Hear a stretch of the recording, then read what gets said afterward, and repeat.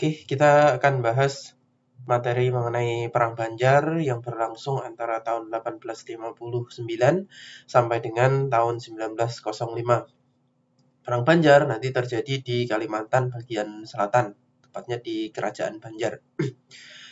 Adapun latar belakang dari Perang Banjar, yang pertama adalah monopoli perdagangan yang dilakukan oleh Belanda terhadap wilayah Banjar. Yang kedua adalah beban pajak yang tinggi serta kewajiban untuk bekerja secara rodi, jadi kerja paksa. Yang ketiga adalah Belanda ingin menguasai tambang, utamanya batu bara yang berada di Kalimantan Selatan. Terus yang keempat adalah campur tangan Belanda di urusan internal kerajaan Banjar. Nah, inilah yang menjadi sebab utama dari peperangan Banjar ini. Ceritanya ketika Sultan Adam waktu itu masih berkuasa menjadi raja, nanti beliau kelak mempunyai calon penerus kerajaan, yaitu Sultan Muda Abdurrahman.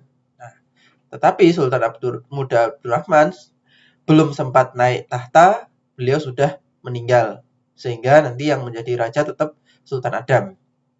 Nah, ketika Sultan Adam ini nanti turun tahta, beliau berwasiat bahwa yang kelak menjadi penerusnya adalah Sultan Hidayatullah.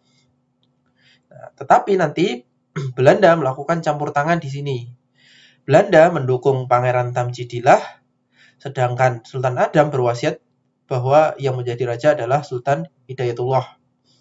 Nah, ketika Sultan Adam ini meninggal, ternyata yang menjadi sultan adalah Pangeran Tamjidillah, yaitu raja yang dipilih oleh Belanda. Nah, inilah yang menyebabkan peperangan itu muncul, yaitu peperangan antara Pangeran Tamjidillah plus Belanda melawan Sultan Hidayatullah yang nantinya berkoalisi dengan Pangeran Antasari. Ini adalah foto dari Pangeran Antasari. Bagaimana jalannya peperangan? Kurang lebih seperti ini. Tahun 1859, pasukan Pangeran Antasari itu yang memulai peperangan, yaitu dengan menyerang pos-pos Belanda dan tambang-tambang yang dimiliki oleh Belanda di Martapura dan di Pengaron. Nah, sebagai balasan dari Belanda kemudian menyerang dan menduduki benteng Gunung Lawak. Untuk mematahkan serangan dari Pangeran Hidayatullah dan Pangeran Antasari, Belanda nanti menangkap keluarga dari Pangeran Hidayatullah. Kemudian karena keluarganya ditangkap, Pangeran Hidayatullah menjadi bimbang. Pada akhirnya Pangeran Hidayatullah kemudian kelak juga ditangkap oleh Belanda dan kemudian beliau diasingkan ke Cianjur, Jawa Barat. Nah, tersisalah Pangeran Antasari. Nah, Pangeran Antasari ketika di jalannya peperangan, beliau terkena penyakit yaitu paru-paru dan cacar. Sehingga di tahun 1862 beliau pada akhirnya meninggal dunia.